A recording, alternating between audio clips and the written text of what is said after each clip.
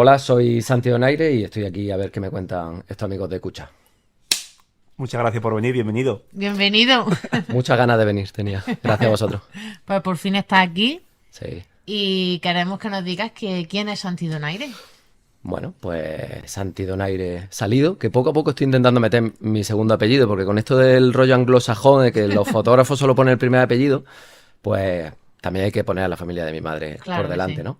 Entonces, pues nada, yo tengo 37 años, soy de Jaén, estudié periodismo y comunicación visual y bueno, pues desde hace 20 años me dedico al periodismo, a la fotografía, a la comunicación visual en general y aunque he vivido en muchos lugares y deambulo por el mundo, aunque ahora me intento establecer un poco más, pues siempre digo que soy un embajador de Jaén por todos los lados, porque a mí no se me olvida de dónde vengo. O sea que ese Haces soy, bien, ese haces soy. bien.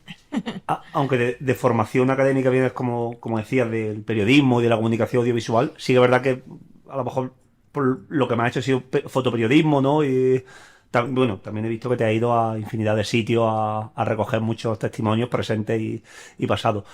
¿Cuándo empieza ese veneno, ¿no? No sé si empieza más por la fotografía o por la parte de Yo narrar lo creo... que, lo que pasa, ¿no? Cuando entra eso en ti. Creo que a varias de las preguntas que me hagáis, la respuesta será Jaén. Es decir, sí, porque la chispa salta en Jaén. O sea, yo con 16 años me apunto a la Universidad Popular. Ese proyecto y ese edificio que yo creo que no terminamos de valorar 100% en Jaén, porque cuánta formación ha dado, tanto formación no profesional como inicio de formación profesional, ¿no? Y yo empecé con revelado analógico con Ricardo, que era mi profesor en la Universidad Popular, y a mí me fascinó con 15, 16 años, bueno, pues la maravilla esta de la imagen latente, ¿no? De meter, era analógico, de meter un rollo o el papel y ver cómo salía la imagen, ¿no? Por la edad que tiene, principio de los 2000 sería eso, ¿no? Sí, bueno, sería, yo fui en el 2006 a Madrid a estudiar, pues sería así, 2003, Y 2004, algo así, que ya ¿no? teníamos los adolescentes, teníamos todas las cámaras estas digitales Claro, ya. y tú tiraste por el revelado Exacto. analógico. Claro, yo no tenía mucha idea, pero, o sea, no tenía ni idea de fotografía, pero me encontré en un baúl en casa una cámara reflex que tenía mi padre allí y mi madre, y dije, quiero probar esto, ¿no? Entonces me apunté a lo de la Universidad Popular y me fascinó esta idea, ¿no?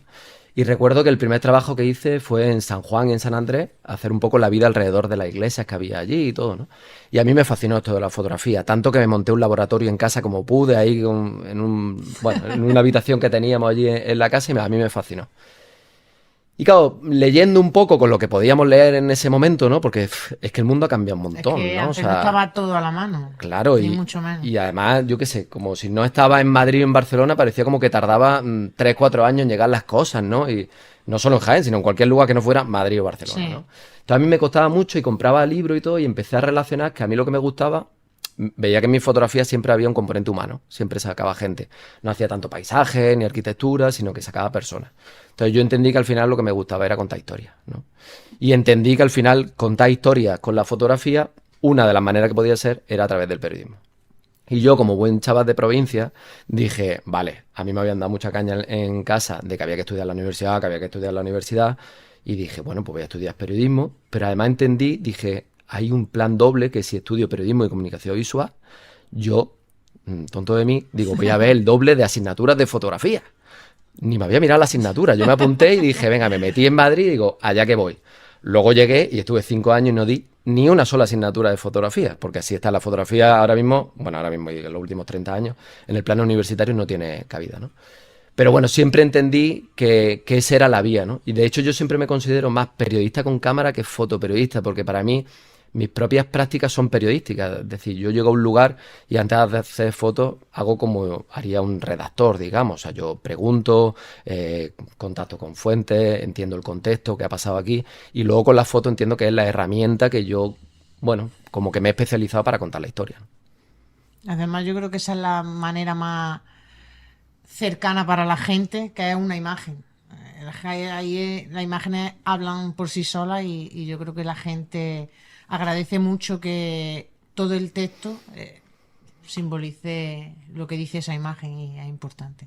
Sí, la fotografía tiene como un lenguaje universal, ¿no? O sea, como que incluso te pueden entender en otras culturas o en otro idioma sin hablar el idioma, ¿no? Porque al final estás contando una historia y puedes empatizar. Tú puedes contar una historia sobre despoblación rural en la Sierra de Jaén Y al final es un fenómeno que está pasando en muchos lugares del planeta, ¿no? Entonces pueden entenderte con la fotografía, ¿no?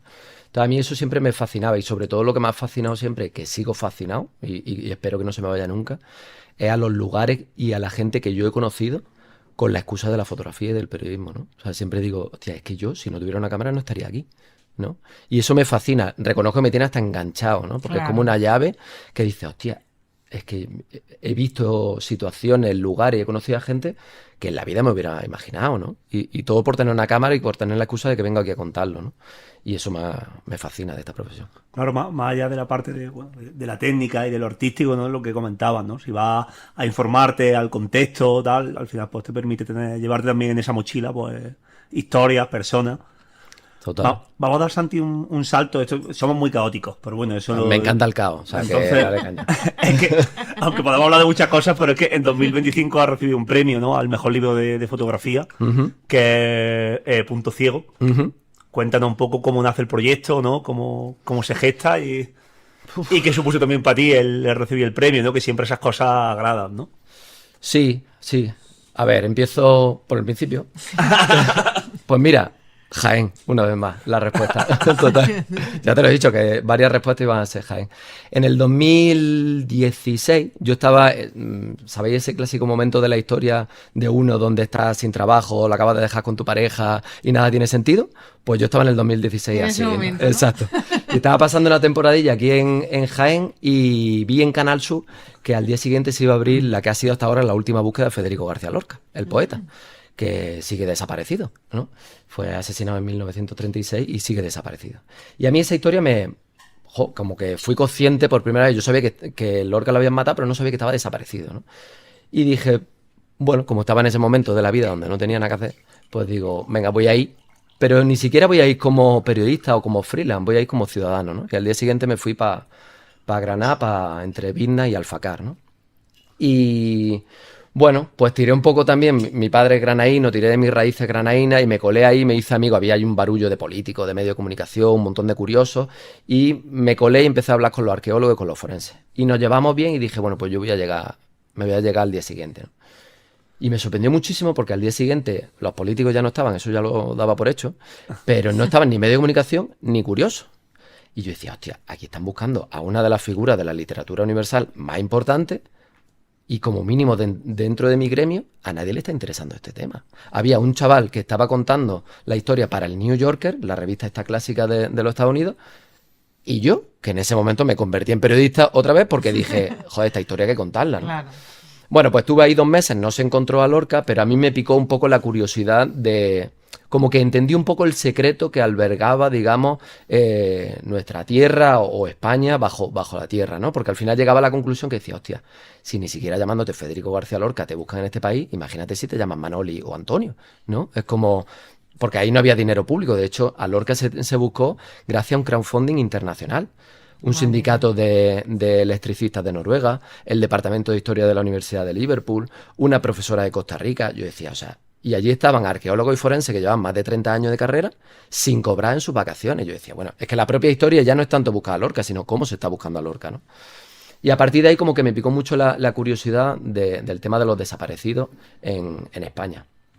Y al 2017, el año después, el mismo equipo de forenses o parte del equipo de forenses me llamó y me dijeron, oye, en Valencia, en un lugar que se llama Paterna, que está como unos 15-20 kilómetros de Valencia capital, se está buscando, vamos a empezar a buscar la mayor fosa común de la dictadura, que no de la guerra, que hay en España. Y bueno, nos gustaría, yo creo que fueron muy inteligentes, nos dijeron, nosotros sabemos exhumar y buscar, pero no sabemos contarlo a la sociedad. Entonces necesitamos una alianza con un periodista para que lo cuenten. Y ahí que me fui, en el 2017, hasta... Bueno, yo iba a decir hasta febrero de este año, pero puede ser que volvamos el año que viene. O sea, hemos estado 8 años. Yo he estado, digamos, como siendo la sombra de ese equipo de forenses valencianos, pero también internacionales, porque había gente de Argentina y de varios lugares. Y bueno, he estado ahí documentándolo. Eso ha conformado un cuerpo de trabajo que yo, la verdad, no daba un duro de que viese la luz, digamos, lo he ido sacando en prensa, en diferentes lugares. Por cierto, en España nunca he conseguido publicarlo en un periódico nacional. Solo lo he publicado... No, de hecho, por ejemplo, El País me dijo que no, era una historia que no tenía mucha relevancia.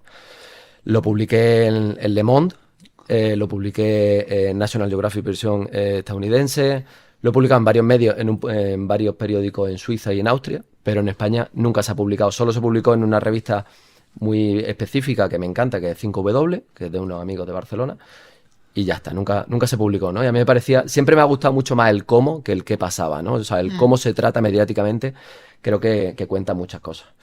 Y nada, pues después de 8 años, trabajando con un editor, con Juan Balbuena, un amigo, que estábamos haciendo otro libro que vamos a sacar ahora, vio el trabajo y dijo, wow, esto es un trabajazo, ¿no? Y lo convertimos en libro, en Punto Ciego, ¿no? Que al final lo que queríamos contar es que Paterna es uno de esos puntos ciegos que alberga este país, uno de tantos, y que con una pequeña historia puedes contar una gran historia. Entonces, bueno, pues lo sacamos y nunca nos esperamos que iba a tener la acogida que iba a tener, ¿no? Que eso a mí me hace una reflexión porque me estoy dando cuenta de una manera muy inocente de que cada vez que sacamos algún contenido cultural que tenga que ver con quiénes somos, de dónde venimos, de nuestro pasado, lo devoramos. Porque es así, ¿no? Nuestro paisano David Uclés saca La península de las casas vacías y se convierte en el libro más leído en 2024 o 2025, ¿no? O sacan una obra de teatro que se llama 1936 y es imposible conseguir entradas, ¿no? O sea, como que se devora, necesitamos mucho leernos y contarnos y saber de dónde venimos, ¿no? Sí. Que yo creo que forma parte del mal que tenemos en este país, que hay una parte de nuestra historia que cojea, ¿no? Y bueno, pues nunca pensamos que este libro iba, digamos, a llegar a las altas instancias culturales, ¿no? Pero yo siempre digo que es un libro bastante duro, pero que lo vestimos con el mejor traje de domingo, porque hicimos un traje muy bonito, el libro es como un homenaje como muy elegante, ¿no? Y ahí se coló en Foto España y se llevó el premio al mejor libro en primera publicación. Y eso ha sido maravilloso porque a partir de ahí pues ha salido una exposición y se está moviendo y sobre todo que el objetivo principal de todo esto es que se conozca la historia. Entonces era la primera vez que se premiaba un tema de memoria y de desaparecido en Foto España, así que vamos, para mí ha sido un sueño que en la vida me hubiera imaginado, ¿no? Una pregunta, yo de pequeño he ido mucho a Paterna. ¿En qué zona estaba la fosa? En el cementerio. ¿El mismo cementerio? En el mismo cementerio Como de... aquí, ¿no? Como aquí en Jaén, ¿no? Que está en... Sí, pero más loco todavía, porque de hecho aquí están, o sea, hay tumbas ordinarias que se llaman, de gente que ha muerto desde los años 40 hasta aquí de manera natural, vamos a llamarle, y se pusieron tumbas encima de la fosa. Entonces, digamos que había como dos cementerios, el que se veía y el que no se veía, ¿no? Entonces tenía que quitar las tumbas ordinarias para ver la fosa. 2.238 personas asesinadas entre 1939 y 1956, que ese es un tema que a mí como joven y como periodista me atrae muchísimo. Porque era avanzar el relato, ya no era contar la historia de la guerra, que creo que yo ya tiré la toalla con encontrar un consenso sobre qué pasó en la guerra, pero la verdad que no tiro la toalla con encontrar un consenso en condenar la dictadura, ¿no? Creo que me parece un pilar básico de esta democracia, ¿no? Y el 100% de las víctimas de Paterna son durante la dictadura. Aquí ya había acabado la guerra. Esto era el Estado aplicando pena de muerte contra opositores políticos, sean de izquierda o sean de derecha, porque simplemente siendo de derecha y siendo demócrata también te fusilaban, ¿no? Y hay una anécdota que a mí me gusta mucho y que creo que explica mucho España. Ahí en Paterna está enterrado Chanquete, el de Verano Azul. Y debajo de Chanquete hay una fosa común. Y me parece que explica muy bien fuerte, cómo tío. funciona este país, ¿no? Cómo hemos ido, digamos, tapando nuestra historia, ¿no? Qué fuerte. Y a mí es una historia que, bueno, que me parecía que hacía avanzar el relato, ¿no? O sea, el decir, oye, la dictadura no fue 40 años simplemente de, primero, ¿no? Como nos lo contaba en el cole, primero una autarquía y después llegaron los tecnócratas, entonces llegó el Sevilla, la sueca y todo. Es como, no, hubo un periodo enorme, represivo, de todo aquel que no actuaba o pensaba, pues le podía costar la muerte o la cárcel o la tortura, ¿no? Y a mí creo que era como una especie de deber que tenemos nuestra generación de contarnos qué fue, de dónde venimos, ¿no? Sí. Sí, sí, totalmente de acuerdo. Además, es lo que comentabas tú, dices que muchas veces había demócratas, ¿no? De derecha. Yo tengo, no lo llegué bueno, sí lo conocí muy pequeñito, un bisabuelo mío, él era de la CEDA Mm. y estuvo con el bando republicano como él era enfermero. Bueno, pues lo llamaron, dijeron, a mí no me importa, yo si no tengo que dar un tiro, no me importa estar en el frente.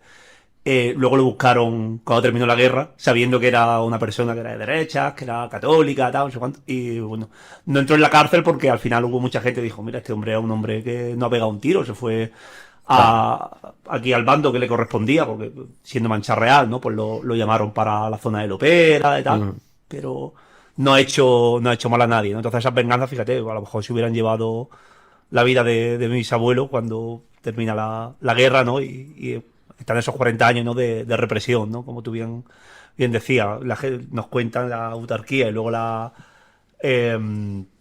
toda la explosión que hay económica y tal, que bueno, también está ahí, pero se están ejecutando gente hasta el 77, creo que es, o hasta el 76 hay sentencias de muerte, ¿no? Con lo cual, eso... Es que quedan todavía realidades físicas que están ahí. Exacto. Entonces, Y sobre todo que la diferencia de unos restos arqueológicos o de una fosa común, ¿no? Que estéticamente es igual. O sea, tú ves una fosa común del siglo XIX o del siglo XX, de los años 40 a los años 50, y estéticamente es lo mismo, ¿no? Lo que ves es lo mismo, ¿no? La barbaridad de los restos, de los cráneos, de todo. Para mí la diferencia no es lo que está debajo de la fosa, sino lo que está alrededor de la fosa. Y es que en las fosas comunes de la dictadura todavía hay gente no solo buscando, sino llorando, ¿no? Y ya no solo los hijos o las hijas directas, sino nietos y nietas, porque al final quizás no lo haces tanto o solo por la persona asesinada, sino por lo que supuso en tu casa, ¿no? Exactamente. Porque tu abuela vivió toda la vida con miedo, porque cállate que te van a escuchar los vecinos, ¿no? Hay como unos dejes que tenemos, ¿no? De, tú no te metas en política, cállate que nadie piensa lo que sabes, tú a lo tuyo y cállate, no ¿no? digas lo que... Exacto, cállate que te van a escuchar los vecinos, tú cállate y a lo tuyo. Es una herencia Sí, sí, sí. de una dictadura que al final yo creo que es como una especie de cáncer que tiene esta Sí, democracia. Yo he entrevistado en estos 8 años a chavales y a chavalas de entre 15 y 20 años que bajaban la voz cuando decía a quién votaba. Independientemente de a quién vote, pero cuando tú bajas la voz para decir qué opinas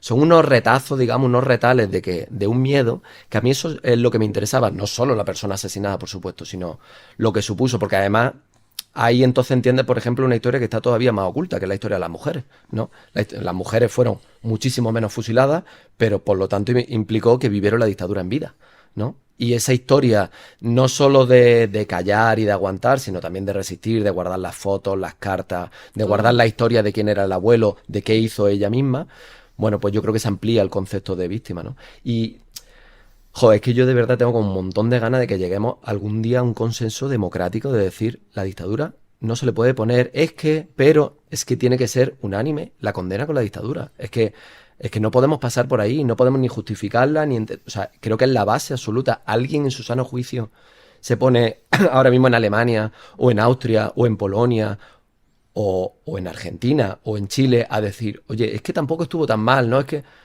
yo creo que ahí tenemos que llegar a un consenso, ¿no? Y era un poco la idea con este trabajo, ¿no? De, sobre todo, hablarnos a las nuevas generaciones, porque yo mismo entendí que a mí esta historia no me la habían contado, ¿no? Sí, hay muchas cosas que no nos han contado. Exacto. ¿Por qué? Porque han dicho, no, se cuenta así. Y así es lo que nos han enseñado, lo que hemos visto.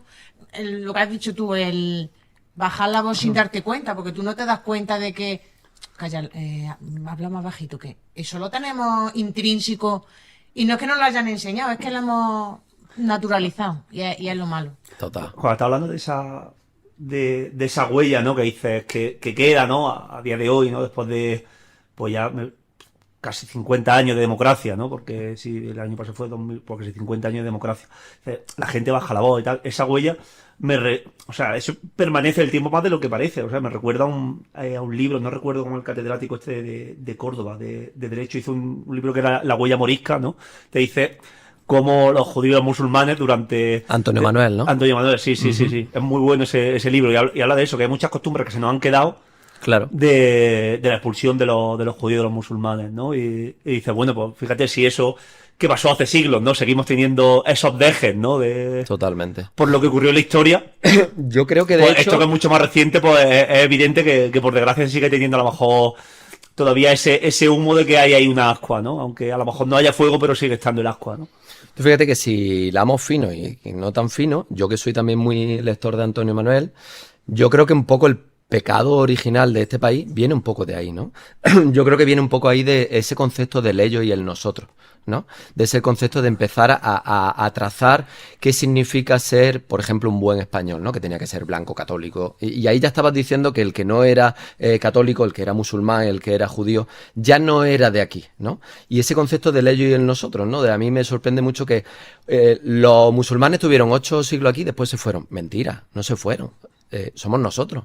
Es que nosotros somos una hibridación, y más los andaluces, somos una hibridación en nuestra forma de hablar, en nuestra forma de comer, en nuestra forma de relacionarnos. Somos una hibridación de culturas, de católicos, de musulmanes, de judíos. Y yo creo que ahí, en esa riqueza, es donde deberíamos de reconocernos, ¿no?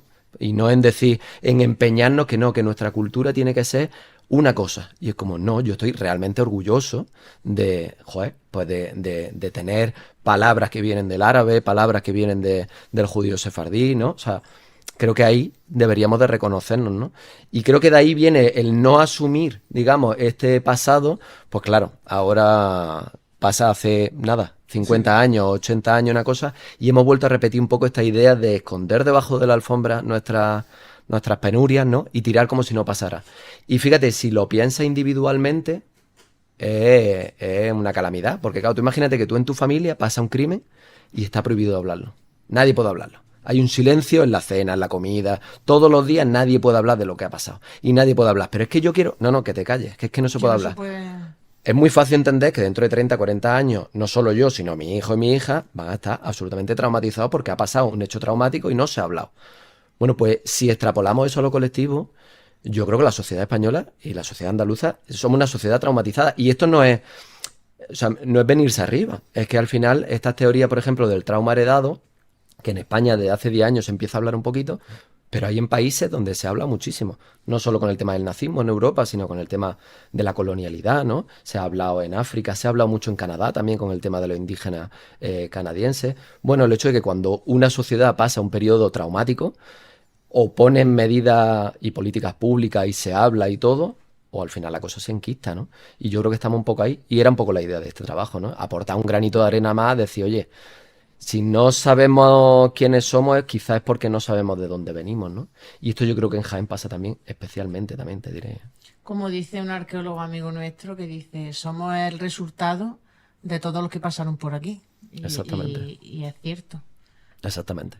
Y Total. eso se me quedó a mí grabado, y que no somos únicos, todo esto lo hemos fundado nosotros ayer, sino que esto viene de... Almudena Grande decía una frase que a mí me encantaba, que decía, necesitamos saber de dónde venimos para saber a dónde no queremos ir, ¿no? Exacto.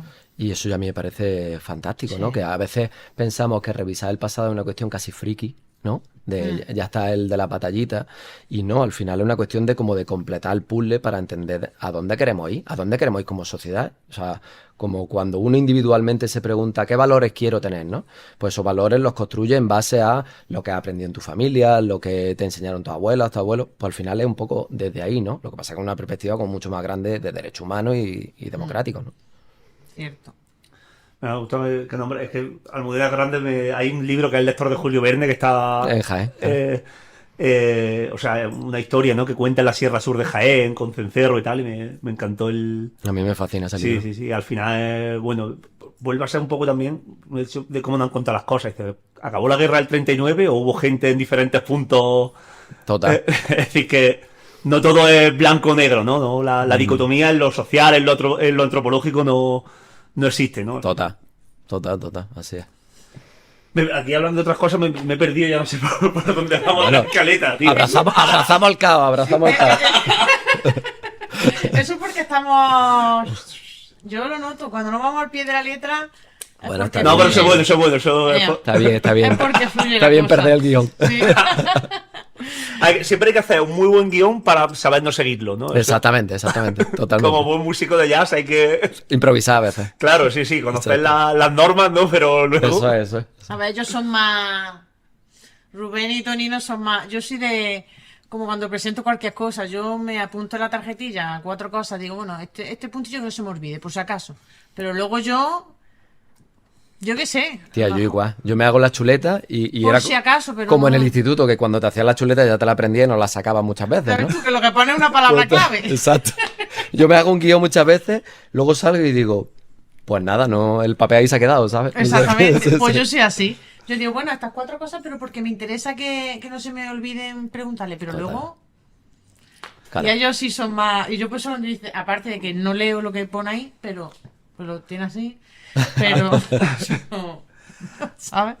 Pero claro, se pierde en su propio croquis. Has contado muchas historias también fuera de España, ¿no? Sí. Te- Viví en Venezuela. sí, Ha sido como mi gran experiencia fuera. Luego sí que he ido haciendo, antes de irme a Venezuela y después de Venezuela, sí que he ido haciendo historias puntuales en el extranjero, sobre todo muy vinculadas antes de irme vinculada a procesos también de desapariciones en otros países, sobre todo Bosnia, después de la guerra de los Balcanes. Que ha sido Claro. una historia jodida y está aquí al lado, que... Exactamente. Al lado geográfica y temporalmente, porque hace sí, 30 años de esto, y en avión, en Vueling se va ahora a Sarajevo en 2 horas y media, ¿no? O sea, que es una cosa horrorosa. Bueno, un poco como lo que está pasando en Ucrania ahora, ¿no? Como que es la puerta después de la nuestra, ¿no?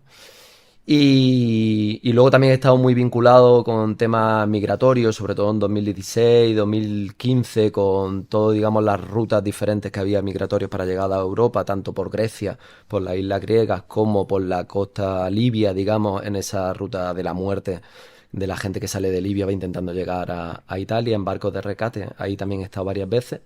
Pero bueno, digamos que mi gran experiencia internacional, digamos, es que yo me fui pues un poco en esa época, o sea, en ese periodo, no en la misma momento, pero como contaba lo de Lorca, pues también estaba en un momento donde no tenía nada que perder y dije, quien me proponga irme a cualquier lugar del mundo, me Allá voy, voy. ¿no? Y yo estaba en una escuela de fotografía en Madrid y apareció un tipo que tenía una escuela Nelson Garrido, que tenía una escuela de fotografía en Caracas, en Venezuela. Y yo, la gente decía, tú te fuiste por todo el tema de la revolución. Y digo, te lo juro que yo no tenía ni idea de lo que estaba pasando en Venezuela. Te lo juro, o sea, yo sabía lo que estaba pasando en Europa, pero en Venezuela no tenía ni idea. A mí me propuso un tipo, oye, ¿te vienes de becario a mi escuela? Y yo dije, pues vamos. Y me fui 2 meses a Caracas, Perfecto. pero como el que se va a mancharrear, ¿sabes? En aquella época seguía Chávez vivo, supongo, ¿no? Claro, yo llegué la semana después de que Chávez ganara sus últimas elecciones a las clases. O sea, yo iba digamos, de profesor adjunto, por decirlo de alguna manera, de apoyo para una asignatura que era dentro de un curso anual que se llamaba Fotografía Documental. Y yo llegué 2 meses, llegué con un compañero también de Madrid. El compañero a la semana dijo, yo me piro de aquí, esto no Hasta es para mí, luego. hasta luego, pero total, en plan, esto no va conmigo, ahí te quedas. Y yo lo que era para 2 meses, pues, como siempre digo, se me hizo tarde y me quedé 3 años y medio. Porque, bueno, pues hice las clases, me volvieron a llamar para las clases y luego ya Chávez enferma, Chávez muere y a partir de ahí se lía la pelotera. Y un día, pues cuando empezaba a liarse la pelotera, pues yo dije, joder, yo lo que quería ser era fotoperiodista, más allá de dar clases, ¿no? Y que me encanta dar clases, pero que estaban pasando un montón de cosas y quería contarlo. Y miré en internet la dirección de la oficina de la agencia F en Caracas y me presenté allí, pero vamos, con mi portfolio debajo del brazo, tal cual. Y me abrió la puerta el jefe, que en ese momento era José Luis Paniagua, que era de Salamanca, y flipó en plan, ¿qué hace uno de Jaén en hace Caracas? El país incendiado. Y yo, hola, buena, necesitas Estaba dando fotos. clase y si quieres, ¿no? Busca fotógrafo, ¿sabes? Y que flipó y me dijo, tío, pues justo una semana antes nuestro segundo fotógrafo se ha ido para Argentina. Así que, pero como las películas, empiezan mañana. Y Qué yo, bueno, yo de fuerte. repente fue como, hostia, o sea, lo repite no te sale igual, ¿sabes? Y a partir de ahí fue muy loco, porque yo de hecho entro a trabajar en F en Venezuela justo cuando las primeras elecciones con Maduro Capriles, que, bueno, es la primera vez que salta un poco la idea esta de fraude en la elección y toda la historia, y a partir de ahí empiezan las protestas callejeras, que fueron 3, 4 meses en la calle, bueno, más de 100 muertos, y todos los días eran como protestas, protestas, protestas. Y bueno, ese fue como un poco mi bautismo, digamos, en el fotoperiodismo en Venezuela, que fue bastante... Claro, yo tenía 24, 25 años, o sea, era como una dicotomía, porque por un lado era como estaba cumpliendo mi sueño, ¿no? Estaba en un país donde, además, claro, ubicamos, no, 2013, 2014. Había cambiado el panorama político en España, Ah, sí, es verdad. inicio de Podemos, entonces, claro, en Venezuela se tiraban un pedo y era portada aquí. ¿No? Claro. Entonces, claro, o sea, de repente tu foto, subía una foto y tenías que mantener como súper cuidado, ¿no? Porque todo lo que subiera, ¡boom!, explotaba en España, ¿no? De hecho, pasaba a veces que una protesta estúpida de un sábado por la tarde donde había 50 señores, era portada del periódico y decía, hostia, wow, ¿no? Entonces, claro, por ese lado estaba cumpliendo un sueño, pero por otro lado era humanamente muy jodido, ¿no? Porque era un país que... En Venezuela siempre pasa que sientes que nunca puede ir a peor, pero siempre puede ir a peor y no lo ha demostrado la historia, ¿no?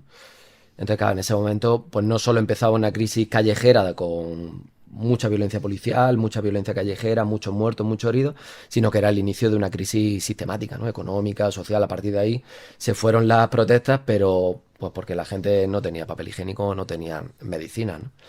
Entonces eso fue, bueno, fue una oportunidad maravillosa profesionalmente, pero fue duro, claro, porque a mí me pasaba a mí me encargaron yo era como éramos dos fotógrafos, yo llevaba presidencia.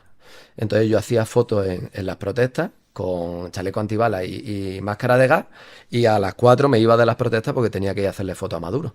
Y yo iba a hacerle fotos a Maduro con el chaleco antibalas, porque no había pasado ni por la oficina ni por casa. No te había Entonces, tiempo ni entonces me a- ponía una camiseta encima, iba ahí que parecía topetado, ¿sabes? Y le hacía fotos. De hecho tengo fotos con Maduro y la camiseta del Alcázar, de cerveza del Alcázar. O sea Qué que, bueno, tío. Claro, yo Es siempre... que estas cosas solo las puede hacer alguien de gente. Yo Es que- siempre he sido muy friki de Jaén, entonces yo decía, digo, hoy me voy a poner yo la camiseta del Alcácer, me hacía un selfie, cosas Sabes que no puedes viajar a los Estados Unidos si tienes eso publicado en tus redes sociales, Total, ¿no? total, Porque claro, yo- quiere el avispado de Trump quiere poner el visado. Yo es que ahora lo cuento, ¿no? Pero claro, yo he pasado muchas horas con Maduro, porque claro, como yo era el encargado, o sea, tengo selfie en ascensores con Maduro. O sea, es que es una cosa muy loca, claro, pero no por afinidad no. política, sino porque a mí me tocaba estar en el Palacio de Miraflores. Y estar en el Palacio de Miraflores... Estabas pues, trabajando. Claro, yo Ah. estaba trabajando y era una Por experiencia. curiosidad, yo sé que es muy morbosa la pregunta. ¿Llegaste a entablar conversación a lo mejor más en distancias cortas de oye, pues tú cómo vas, qué gustos tienes? Sí, de manera a mí- bidireccional? en el- Hombre, La disculpa pregunta que que te No, no, no, que por te supuesto, hable, por pero, supuesto. joder, En Venezuela es muy típico poner motes, aunque nos acabamos de conocer. Pero además motes como muy directos. Es decir, si tú eres negro, te dicen epa negro. Si tú eres flaco, te dicen epa flaco. Pues a los españoles nos suelen llamar mucho españoletes, ¿no? Porque no sé por qué, españolete. Como los argentinos gallegos, pues en Venezuela españolete. Bueno, pues a mí Maduro me decía, ya está aquí el españolete, epa el españolete, ¿cómo estás? No sé qué, te tratan bien, has comido, no sé qué. Y yo, sí, está todo... Lo que tú Bueno, digas. así como una cordialidad así, que era un poco abrumadora, claro, porque en ese Hombre. momento Maduro era como... Allí ahora también, ¿no? Pero vuelvo a repetir, el momento mediático en el que vivíamos, ¿no? Y era muy loco, era... Porque es que eran realmente como dos realidades, ¿no? La calle, el palacio presidencial, o sea, eran como cosas muy locas. Realidades paralelas, vamos. Totalmente, realidades paralelas muy heavy. Y mucha tensión, yo ahí ya... Yo me fui en 2016, creo, 15, 16. Sí, estuve 3 años y pico y porque ya era invivible el país. Luego regresé un par de veces, 2016, 2017, porque estuve haciendo un proyecto sobre el mal petrolero en Venezuela y la falta de inversión en la agricultura y en la industria y todo esto. Pero, y cada vez que iba estaba peor. Y ya llega un momento que dije, esto a mí no me compensa. O sea, Es peligroso ya. era muy peligroso. A mí es que Venezuela me pasa con casi todos los países donde siempre se termina metiendo el mundo occidental o bueno, o Estados Unidos, ¿no? Dice, evidentemente tienen petróleo o algún recurso que quieren, ¿no? Es decir, por ejemplo, Hombre, el por- acto este de Trump de por- capturar a Maduro y tal, es decir, por Por todo lo que gusto quiera no son decir las por la cosas. democracia y tal, pero bueno, no hace falta ser muy avispado para saber. Total. Pero claro, siempre dice, ¿realmente cómo está la gente allí? Hay tanta esa división que... porque claro, al final, el partido Maduro, que era el partido que viene por Chávez, no recuerdo mismo el nombre, siempre suele ganar las elecciones, pero suele ser como muy ajustado. Entonces, claro, están esas acusaciones de que si...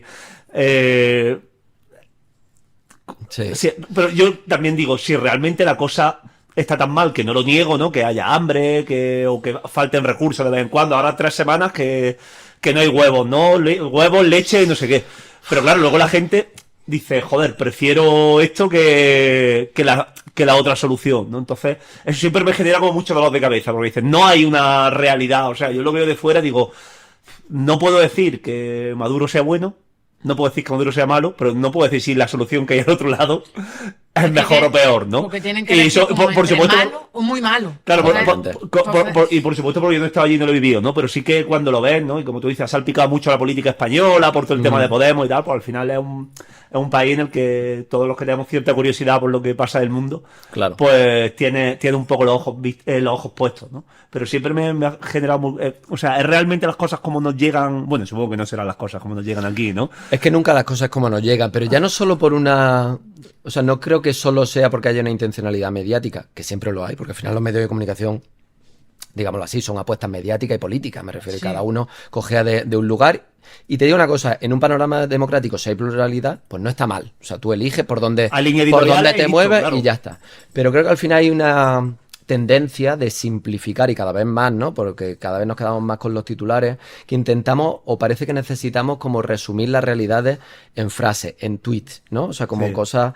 Y claro, en Venezuela no hay una realidad, hay muchas realidades, ¿no? Y en lo último, la Venezuela de los últimos 10 años ha cambiado que no hay color. O sea, en grandes movimientos políticos, claro, Venezuela es la mayor reserva de petróleo, de gas, de coltán, de muchísimas cosas del mundo. Por lo tanto, ya le convierte en, si juega un juego de estrategia, al final el que tiene la piedra y el oro Es es, una es potencia. el que gana, ¿no? Entonces, eso ya supone que hay unos intereses políticos y geopolíticos importantísimos, ¿no?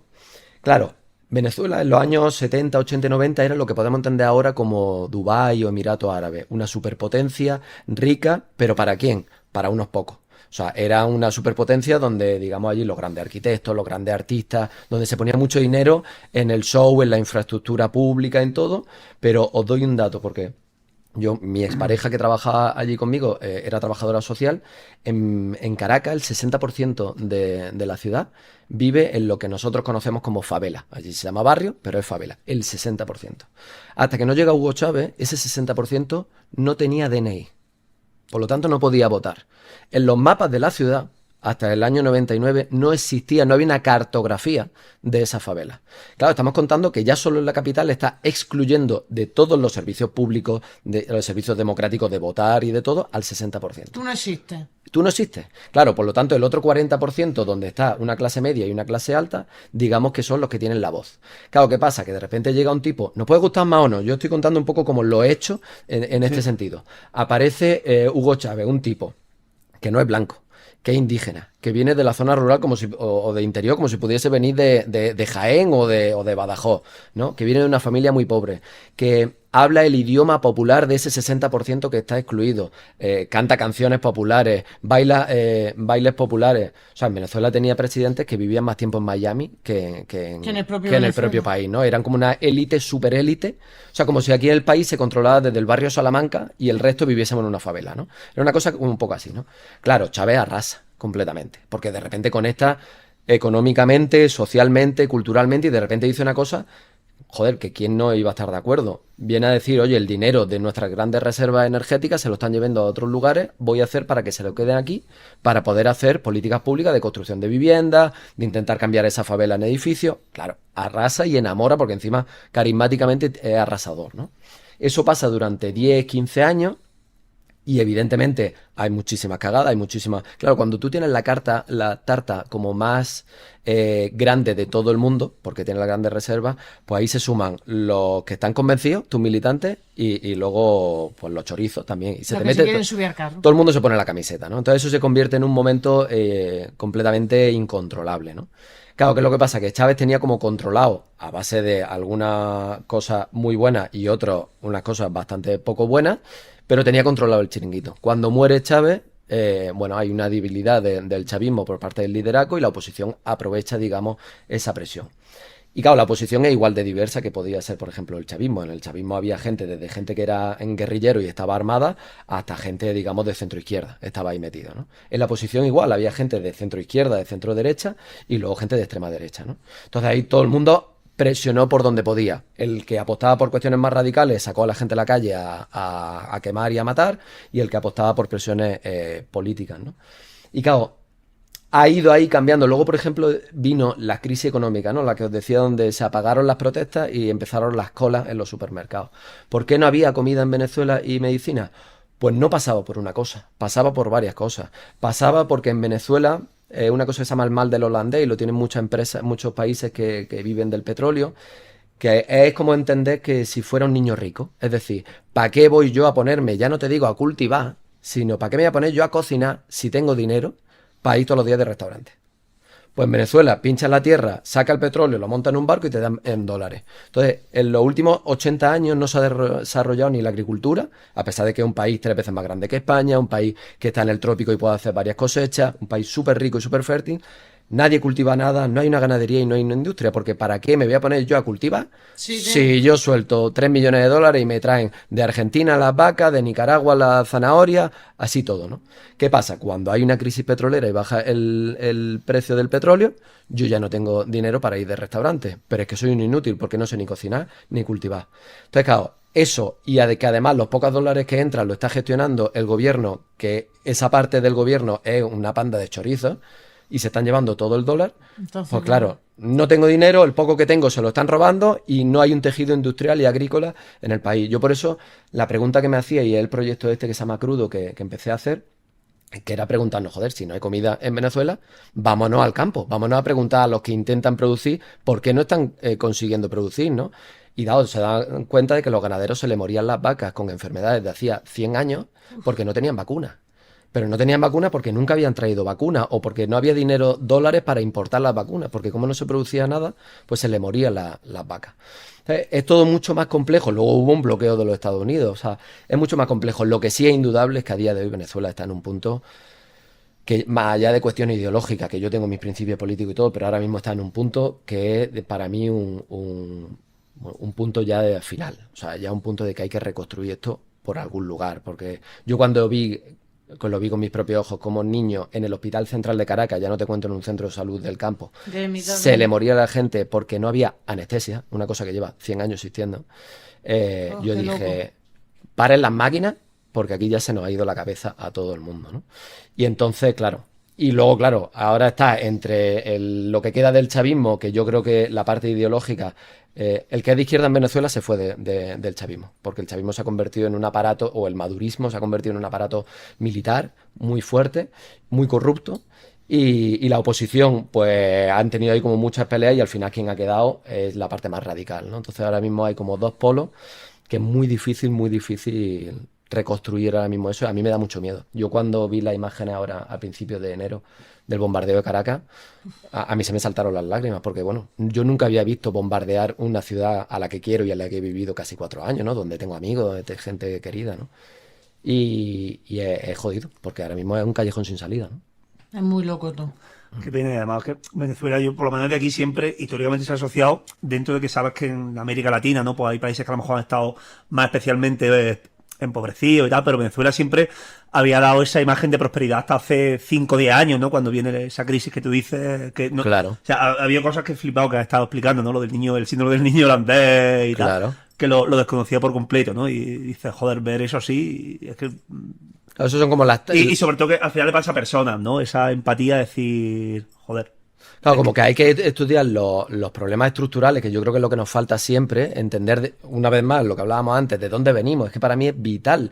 ¿Por qué Venezuela está hoy? O sea, si nos quedamos con esto y no vemos la trayectoria, no estamos entendiendo la historia, ¿no?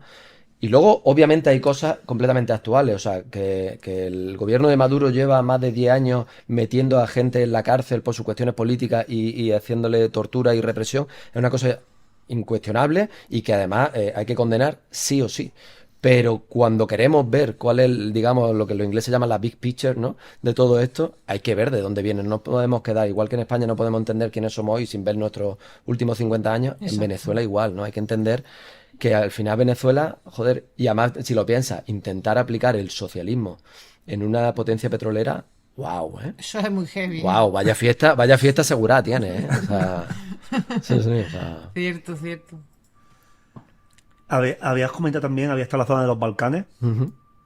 Eso fue 2016 o por ahí, no, un poquito después. No, el tema de los Balcanes fue antes de irme a Venezuela, fue 2012, 2011, luego volví a los Balcanes a raíz de lo que se llamó la crisis de los refugiados, que es cuando empezó todo el éxodo de Siria y de Irak hacia Europa, que estuve en la zona de los Balcanes y en la zona de Grecia, en esa isla griega donde llegaban todos los días miles de personas huyendo. Cuéntanos un poco que...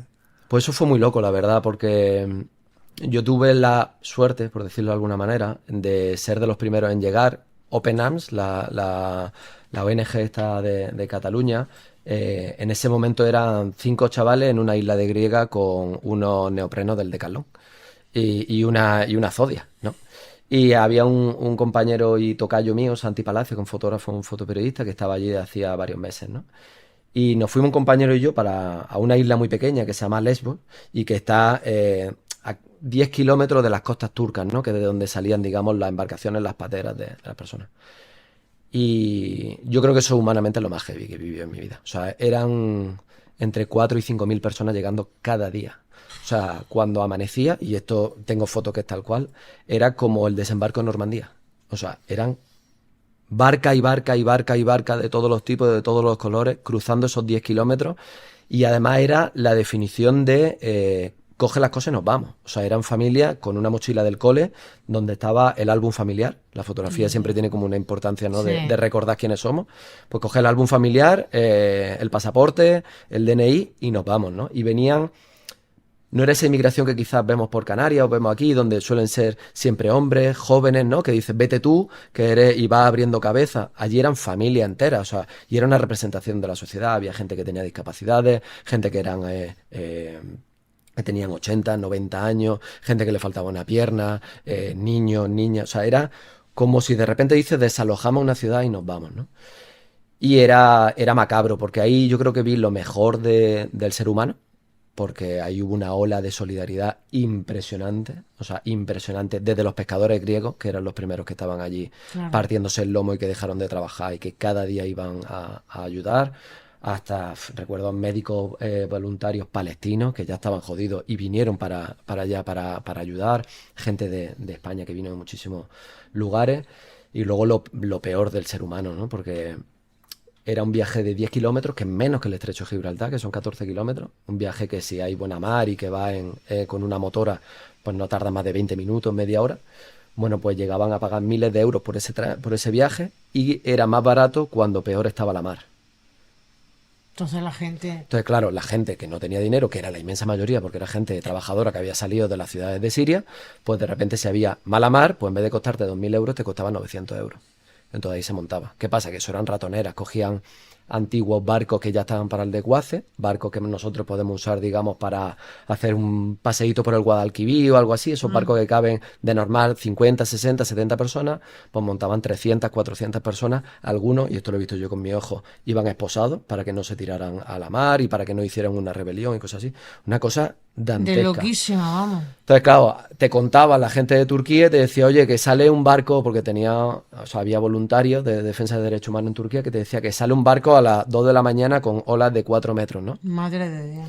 Y nunca llegaba a la costa, ¿no? Entonces, al día siguiente cuando amanecía, lo que recibía era los restos de ese naufragio, ¿no? Y eran decenas y decenas de personas muertas que llegaban de todo tipo. Y eso fue horrible. Yo creo que fue... Creo que no lo tenemos como muy claro, ¿no? La foto del niño en la playa, de Ailán y de todo esto, pero creo que fue como para mí la gran decepción de Europa. O sea, porque además se le dejó ya no solo a Grecia, sino a esa isla. Esa isla vivían decenas de miles de personas, población local, y tenían 2 ambulancias. O sea, que ya estaban jodidos para ellos mismos en sus servicios públicos. Y hubo unos refuerzos mínimos del gobierno griego, pero ya incluso de la Unión Europea, ¿no? Y al final fue la gente la que puso allí lanchas, la que puso allí furgonetas, la que puso allí para recoger a casi 5.000 personas al día, ¿eh? Al día. O sea, multiplicar eso por 30 días. Yo creo que fue la gran tragedia y la gran decepción que he tenido yo con Europa, porque decía, si esto está pasando en otro lugar, pero aquí nosotros que tenemos una carta de derechos humanos y que sacamos el pecho, pues se está muriendo gente que venía, eso, sobre todo Siria, Afganistán, Irak. Y luego ahí pues ya había gente de varios lugares. Me llegué a encontrar gente latinoamericana también, que había volado hasta Turquía y desde ahí estaba aprovechando la ruta, ¿no? Pero fue un horror absolutamente. Fue un momento bueno, nosotros los fotógrafos y los cámaras y todo, obviamente, ¿no? O sea, más que fotos, sacábamos gente, porque es que era una cosa de volver por la noche por un carril para el hostal, porque todo era una playa como de unos 10 kilómetros a lo largo y había un carril paralelo a la playa. Y de esto que te volvías ya a las 2 de la mañana en plan, yo ya no puedo más, estoy reventado, me vuelvo al hostal, que estaba en la playa, y de repente escuchaba gritos y estaba llegando una lancha de 150 personas y estaba tú y tu compañero, Y ya está. con un coche de alquiler y decía, bueno, ¿y ahora qué? ¿Ahora qué qué hago hago? Y llamaba y te decía, no, o sea, A mí no me cuentas... claro, o sea, que aquí no hay gente, ¿no? Y era como, Dios mío, ¿esto está pasando en Europa? O sea, todos al los lado. días, que no es una cosa puntual, que es que son islas turísticas. De hecho, cuando empezó a llegar el buen tiempo, pasaba que en una playa estaban bañándose los turistas y en otra estaba muriéndose gente. O sea, es que era una cosa Muy loquísima, loquísima, una cosa muy distópica. Y a mí me parecía eso, no sé, a mí eso no se me sale de la cabeza, porque creo que fue un fracaso como sociedad lo que tuvimos ahí. Sí, desde luego hay muchas cosas que yo creo que no hemos aprendido. Cuando nombran mucho Europa, es verdad que Europa tras las 2 grandes guerras aprendió a reconciliarse. Durante ciertas décadas creo que se hicieron cosas muy buenas, ¿no? Uniéndose ciertos países, ciertos estados. pero es verdad que llevamos un par de décadas y lo que veo de futuro no pinta bien, y se ven crisis humanitarias como estas, ¿no? A lo mejor muchas veces no tener ciertas sensibilidades con el pliegue norte-sur europeo, que también existe, ¿no? No vamos a entrar tampoco en esos temas, pero cuando cuenta eso, joder, que son vidas de miles y miles de personas, lo que dices tú, que no es a lo mejor migración a la que estamos acostumbrados aquí, ¿no? Que muchas veces el varón de 30 o 40 años y que, oye, pues se le abre aquí un futuro, manda dinero, tal.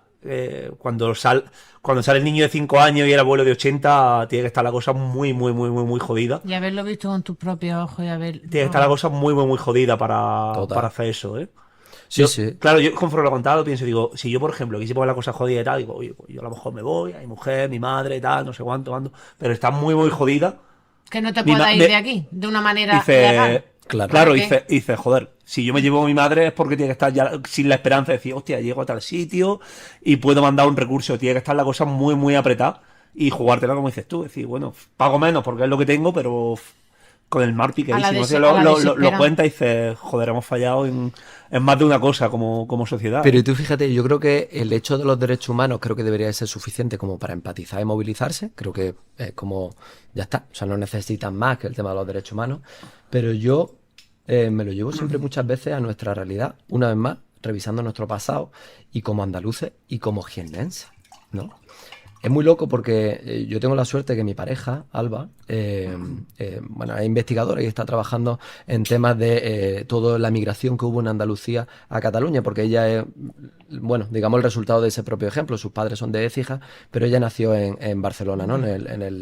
En el cinturón obrero de Barcelona, ¿no? Y está analizando un poco cómo toda la migración andaluza y la integración o no integración, bueno, la construcción de las identidades, ¿no?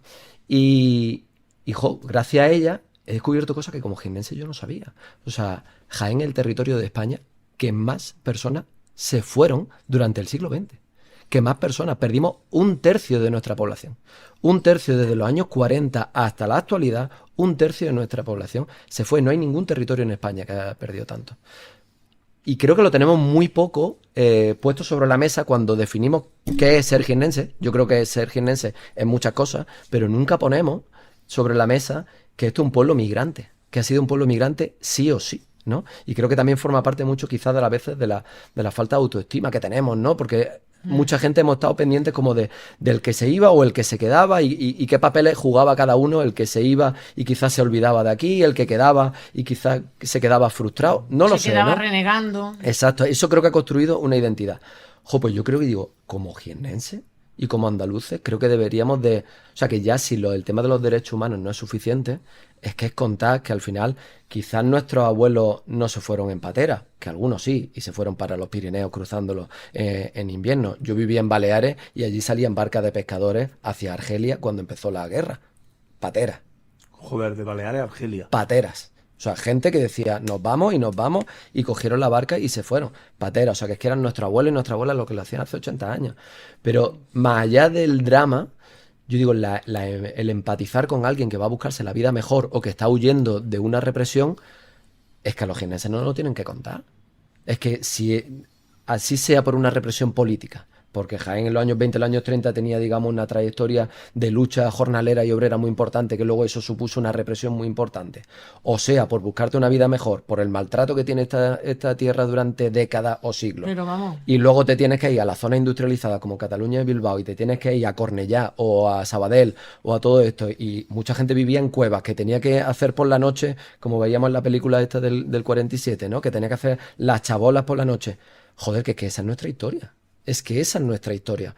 Es que yo ahora conociendo en Cataluña, porque mi pareja es de allí, yo siempre digo, joder, si España tuviera una abuela, sería de Jaén. Sí, Porque sí, en sí, Cataluña todo el mundo me dice, mi abuelo era de Jaén, Sí. mi abuela era de Jaén. Y qué poco tenemos interiorizado esto, ¿no? Yo, gracias a Alba, pienso mucho esto, qué desconexión tenemos de la gente que se nos fue.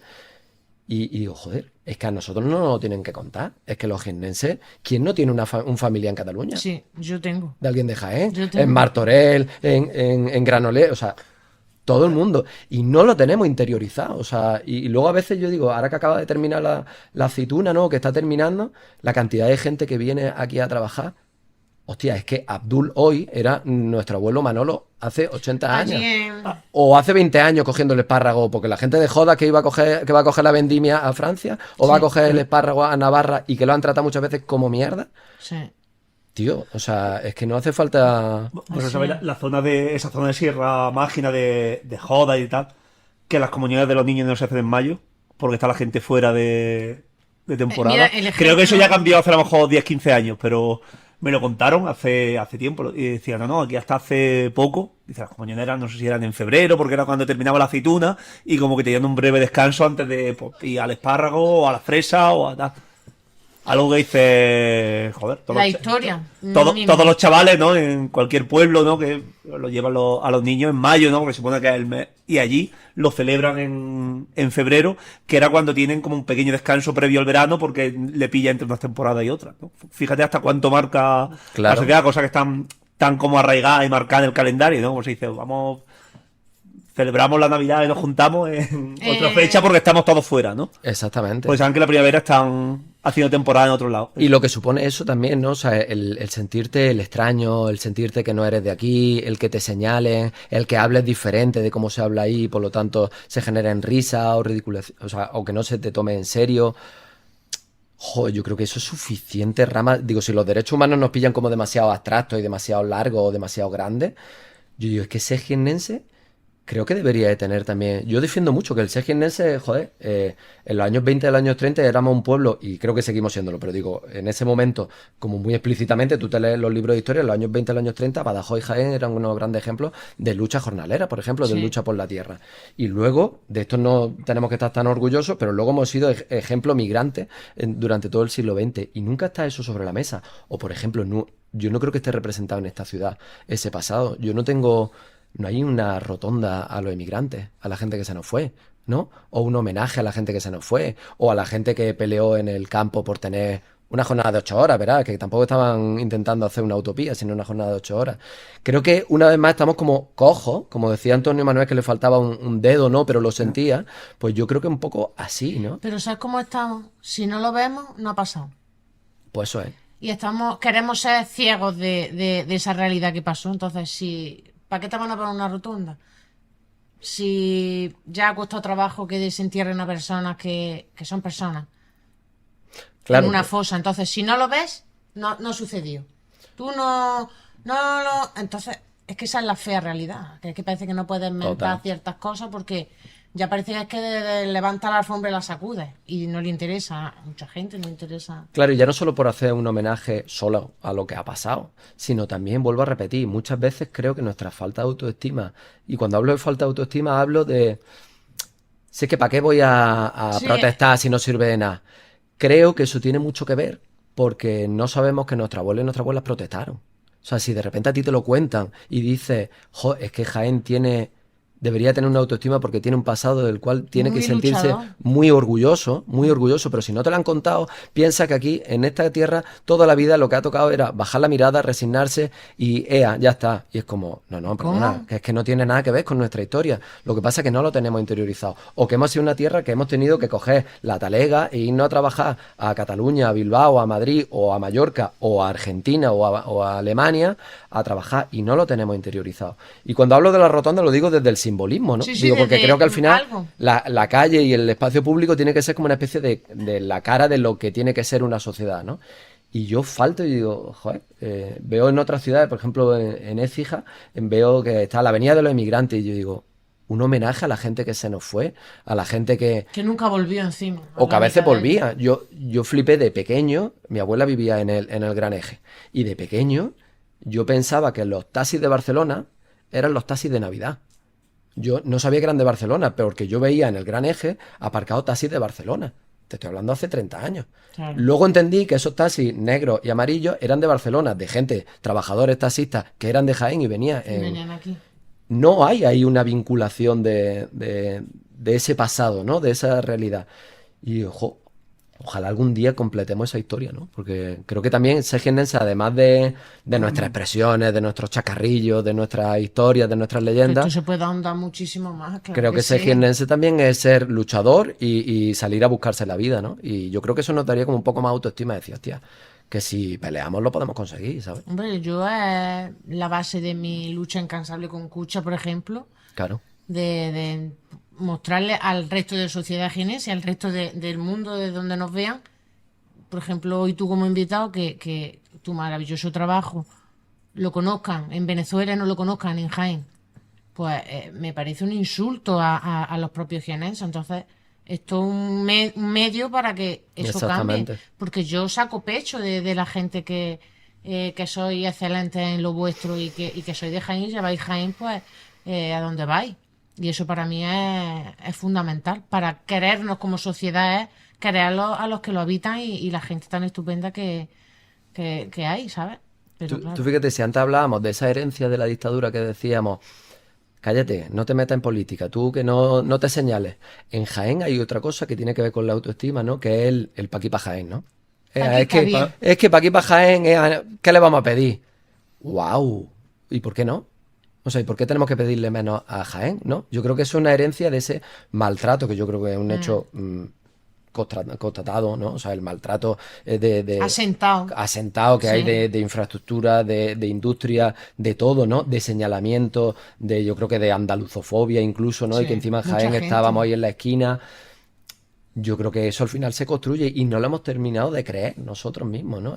Anen, es que pa' aquí pa' Jaén, ¿cómo que pa' aquí pa' Jaén? Pues al final esta es una tierra pues tan maravillosa como otra, pero es que es donde nos ha tocado nacer y tiene cosas maravillosas y no por ser de Jaén tiene que ser menos, ¿no? Yo muchas veces cuando me llaman, por ejemplo, en la escuela para dar clases, en la escuela de arte, cosas así, para dar clases de fotografía, yo lo que más le repito siempre a los alumnos y a las alumnas de fotografía, que me ha pasado también en Almería, que creo que compartimos realidades, es más levantar la autoestima. Porque muchas veces dices, bueno, claro, es que yo siendo fotógrafo Jaén, ¿qué voy a hacer? Pues lo mismo que si eres de Murcia, de Nueva York o de Kuala Lumpur, es que me da igual. O sea, que por ser de Jaén te va a ir peor, no. Ya crees tú ya de por sí, estás haciendo algo que sabes de por sí que eso va a ir mal, que eso no va a ir a ninguna Totalmente. parte.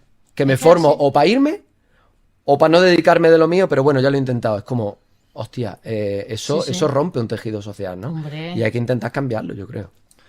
Hay, Santi, una cosa que ocurre en 2022 con la beca Joana Viarnés, y es que te metes en un fregado con el tema de la agricultura intensiva. De fregado en fregado, que vas Santi. Sí. Yo creo que No, algún, pero, joder, alguien tiene que contar las cosas también, ¿no? Y sí, creo que algún día haré fotos de atardecer en la sabana o algo así para hacer algo más. Así, que se quedaron más que las botas. así que- no, hombre, pero joder, gracias también a esa inquietud y esa valentía, ¿no? Pues gente como tú y ese perfil, ¿no? Sois los que trae a lo mejor esas historias que no son tan polar y tan mainstream, ¿no? Y que también hay que contarlas. Hombre, por supuesto.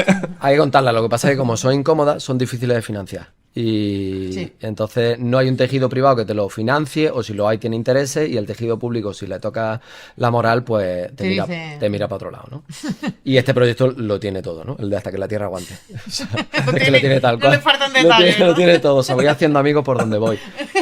En verdad no, creo que a los poderosos les molesta, pero creo que la idea, o sea, este proyecto, una vez más, la respuesta es Jaén, ¿no? ¿De dónde surge?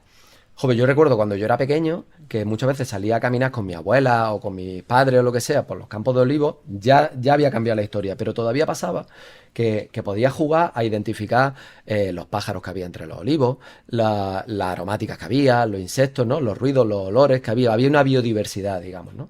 Con ese boom químico que hemos tenido en los olivos y que ahora gracias está cambiando y está metiéndose poco a poco el ecológico, pero ha cambiado el paisaje, nuestro paisaje ha cambiado en las últimas décadas alucinante, ¿no? Ese bosque de olivos sigue siendo bosque, pero en el suelo ha sido desértico durante décadas. Ahora se está intentando recuperar esta idea, ¿no? Con el rollo este de los olivares vivos, nunca mejor dicho, Es ¿no? que debe de ser así. Entonces de ahí yo me pregunto y digo, hostia, ¿por qué ha cambiado este paisaje tan rápido y tan heavy, ¿no?